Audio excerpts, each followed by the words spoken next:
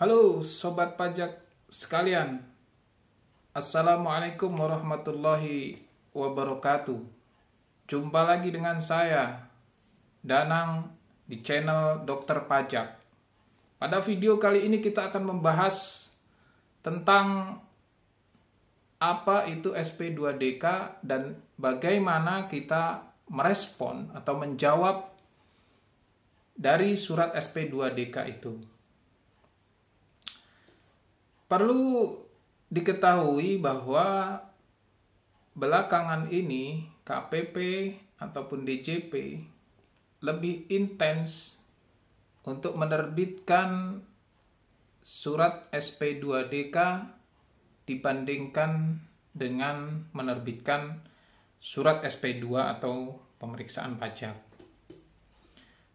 Tentunya alasan ini sangat mendasar, di mana dalam satu penelitian dan juga beberapa pendapat dari praktisi yang menyebutkan bahwa tingkat efektivitas penerimaan pajak dari diterbitkannya surat SP2DK dengan SP2 ini terdapat gap yang cukup besar.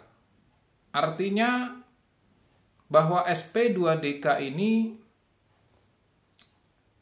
lebih efektif dalam melakukan pembinaan wajib pajak dengan tujuan akhirnya yaitu mendapatkan penerimaan pajak yang maksimal, di mana dalam satu penelitian disebutkan bahwa kontribusi penerimaan pajak dari terbitnya SP2DK ini mencapai 13 sekian persen dari total penerimaan pajak selama 1 tahun. Sementara kontribusi tambahan penerimaan pajak atas diterbitkannya SP2, yaitu proses pemeriksaan, tidak lebih dari 5%. Hal ini tentunya mempunyai gap yang cukup jauh, di mana tingkat efektivitas daripada potensi pajak yang diterima oleh negara dari SP2DK jauh lebih besar dibandingkan dengan diterbitkannya surat SP2. Di samping itu juga tingkat efektivitas dari mulai waktu, biaya, dan juga SDM-nya di sini jauh lebih maksimal, di mana SP2DK ini dengan KPP menerbitkan SP2DK ini, maka WP yang akan aktif untuk mengkonfirmasi surat SP2DK yang diterbitkan oleh KPP. Berbeda dengan produk SP2, di mana ketika akan menerbitkan surat SP2, maka yang perlu disiapkan adalah budget atau dana untuk proses selama pemeriksaan. Yang kedua, harus disiapkan SDM. SDM-nya pun tidak sembarangan, harus kompeten. Karena apa? Karena ketika kita menyediakan SDM yang tidak kompeten atau kurang berkualitas, akan menghasilkan hasil pemeriksaan yang tidak maksimal. Ketiga, tentang efektivitas waktu, bahwa proses SP2 ini tidak bisa selesai dalam jangka waktu 6 bulan, 1 tahun, atau bahkan 2 tahun. Kenapa? Karena setelah SP2 ini, kemudian WP tidak menyetujui hasil SKP dari pemeriksa, prosesnya akan berlanjut kepada keberatan, kemudian keberatan juga bisa lanjut lagi ke banding, sehingga tidak ada batasan waktu kapan akan diterimanya potensi pajak yang akan diterima oleh negara tersebut. Nah, video kali ini kita akan membahas seputar bagaimana kita merespon ataupun menjawab surat SP2DK yang dikirimkan oleh pihak KPP, dalam hal ini AR. Apa langkah yang harus kita lakukan ketika kita mendapatkan surat SP2DK ini? Pertama, ketika kita mendapatkan surat SP2DK, langkah pertama yang harus kita lakukan adalah identifikasi. Baca dengan baik apa isi daripada surat itu. Apa yang dikonfirmasi oleh AR dalam surat SP2DK itu. Setelah kita membaca, kemudian kita mencoba identifikasi, maka kita coba simpulkan. Satu contoh, misalnya, dalam SP2DK dikonfirmasi bahwa biaya sewa kantor dalam SPT tahunan perusahaan senilai 1 miliar. Sementara menurut data KPP, PPh 4 ayat 2 atas sewa yang dilaporkan dalam 1 tahun hanya 800 juta. Maka ada potensi selisih sebesar 200 juta yang dikonfirmasi oleh AR, di mana ada kemungkinan bahwa 200 juta biaya sewa yang mereka konfirmasi itu belum dibayarkan pajaknya oleh wajib pajak. Dalam hal ini kita sebagai wajib pajak. Kemudian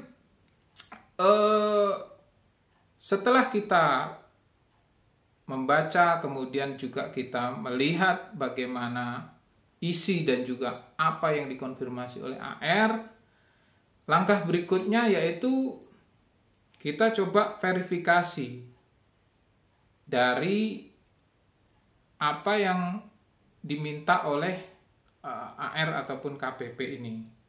Di mana dalam hal ini contohnya mereka mengkonfirmasi tentang biaya sewa toko ataupun ruko perusahaan dengan DPP PPh 4 ayat 2 perusahaan. Maka langkah pertama yang harus kita lakukan adalah verifikasi. Lakukan identifikasi ataupun lakukan pengecekan di internal kita. Apakah betul bahwa biaya sewa toko ataupun ruko perusahaan itu dalam 1 tahun 1 miliar? Jika betul, maka kita lanjutkan dengan proses yang berikutnya. Apakah betul DPP PPh yang kita laporkan selama 1 tahun itu adalah 800 juta? Apabila kedua akun ini kemudian kita lakukan identifikasi atau verifikasi ternyata betul, maka langkah berikutnya kita lakukan yang namanya rekonsiliasi. Artinya biaya sewa toko ataupun ruko selama 1 tahun 1 M itu dari mana jurnalnya, asalnya dari mana. Kemudian DPP PPh 4 ayat 2 itu kita laporkan berdasarkan apa? Gitu. Nah, yang pertama kita analisa dulu dari biaya sewa toko ataupun ruko selama 1 tahun. Biaya sewa toko atau ruko selama 1 tahun 1 miliar tadi itu dari mana sih asalnya, kan gitu. Nah, ternyata setelah kita cek, ternyata biaya sewa yang kita laporkan dalam SPT itu adalah amortisasi sewa dibayar di muka. Artinya, beban sewa atau biaya sewa toko yang kita laporkan dalam SPT adalah kumulatif dari amortisasi setiap bulannya atas sewa yang PPh-nya sudah kita bayarkan di awal beberapa transaksinya, dan juga sebagian ada yang di tahun berjalan. Artinya, kalau kantor pajak dalam hal ini AR mengkonfirmasi menyandingkan antara biaya sewa dengan DPP PPh 4 ayat 2 tahun berjalan, ini tidak masuk akal, tidak akan sinkron. Karena apa? Biaya PPh 4 ayat 2, biaya sewa toko ataupun sewa ruko sebesar 1 miliar yang kita sampaikan dalam SPT ini adalah amortisasi sewa yang pajaknya sudah kita bayarkan sebelumnya, sebagian besar. Yang sebagian lagi di tahun berjalan. Sementara DPP PPh 4 ayat 2 ini adalah biaya sewa ruko yang kita bayarkan kepada pemilik ruko ataupun toko dengan jangka waktu tertentu. Misalnya toko A kita sewa dengan nilai 100 juta untuk 3 tahun. Maka tidak serta-merta 100 juta ini langsung menjadi beban di biaya sewa toko, tapi akan diamortisasi selama 3 tahun. Sehingga tidak akan matching ketika AR dalam hal ini KPP melakukan rekonsiliasi biaya sewa dengan DPP PPh 4 ayat 2. Ketika kita sudah menemukan titik permasalahannya, maka langkah berikutnya yang harus kita lakukan adalah mengumpulkan bukti-bukti untuk memberikan jawaban kepada KPP dalam hal ini AR untuk mengkonfirmasi potensi selisih kurang bayar pajak menurut mereka. Yang pertama, dokumen yang harus kita siapkan adalah satu rekonsiliasi yang menunjukkan bahwa biaya sewa selama 1 tahun 1 miliar ini adalah amortisasi sewa dibayar di muka untuk tahun A, tahun 2000 sekian, 2000 sekian, 2000 sekian. Ini adalah hasil rekonsiliasinya. Dan kita buktikan dokumen pendukung atas biaya sewa yang kita amortisasi ini, kita sudah potong PPh 4 ayat 2-nya di tahun-tahun pada saat terjadinya pembayaran sewa di awal. Jadi dokumen yang pertama adalah rekonsiliasi PPh. Kemudian dokumen pendukungnya adalah kontrak yang menunjukkan bahwa benar kita sudah bayarkan PPh 4 ayat 2 tahun-tahun sebelumnya atas amortisasi sewa ini. Yang ketiga arus kas. Yang berikutnya kita bawa juga kontrak untuk sewa toko ataupun ruko tahun berjalan. Beberapa dokumen ini dan juga rekonsiliasi yang tadi kita sudah buat, itu kita kumpulkan, kemudian setelah kita pandang cukup untuk kemudian kita sampaikan kepada AR, maka langkah yang berikutnya yang kedua yaitu kita menghubungi AR melalui WhatsApp biasanya atau melalui telepon untuk kemudian membuat janji. Biasanya di dalam SP2DK itu dilampirkan atau dicantumkan nomor HP AR untuk dikonfirmasi, sehingga kita bisa menghubungi nomor yang ada dalam surat SP2DK tersebut. Jadi kita membuat janji ataupun kita bisa menjawabnya by WA. Jadi kita lihat pokok permasalahannya. Kalau nilainya cukup material, biasanya AR menganjurkan untuk hadir dan diskusi secara langsung, bertemu dengan AR. Tapi kalau SP2DK potensi pajaknya itu yang dikonfirmasi nilainya tidak cukup besar dan kita sudah bisa menjawab, biasanya cukup BWA. Misalnya ada PPN yang menurut mereka ada kurang bayar berdasarkan SIDJP, Sistem Informasi Direktorat Jenderal Pajak. Jadi kita nerbitin faktur pajak, kemudian menurut SIDJP ternyata belum dilaporkan. Misalnya nilainya 200 atau 300 ribu, 1 juta atau 2 juta. Nah, ini nggak material, biasanya nggak terlalu material. Maka biasanya untuk penyelesaiannya pun tidak harus kita datang untuk mengkonfirmasi secara langsung pada KPP. Tapi kita bisa melakukan konfirmasi lewat WA. Jadi perlu atau tidaknya kita hadir itu cukup kita konfirmasi kepada AR. Apakah kita perlu datang ataukah cukup by WA. Nah, ketika kita kemudian diminta oleh AR untuk datang mengkonfirmasi surat SP2DK ini langsung ke kantor pajak, ketemu dengan AR, maka kita bikin janji. Kita buat janji hari apa, jam berapa, kita kooperatif untuk datang. Sehingga di situ nanti kita bisa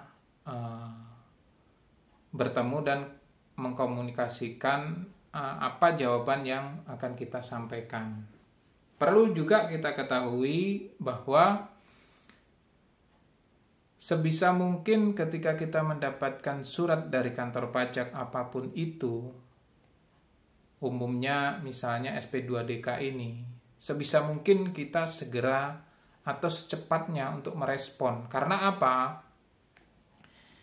Karena respon WP ini merupakan salah satu penilaian daripada AR itu sendiri, di mana biasanya WP yang melakukan respon dengan cepat ini tentu dinilai kooperatif dalam menjalankan administrasi perpajakannya, sehingga dari respon ini menunjukkan bahwa WP menanggapi apa-apa yang ditanyakan oleh KPP, dalam hal ini khususnya adalah AR.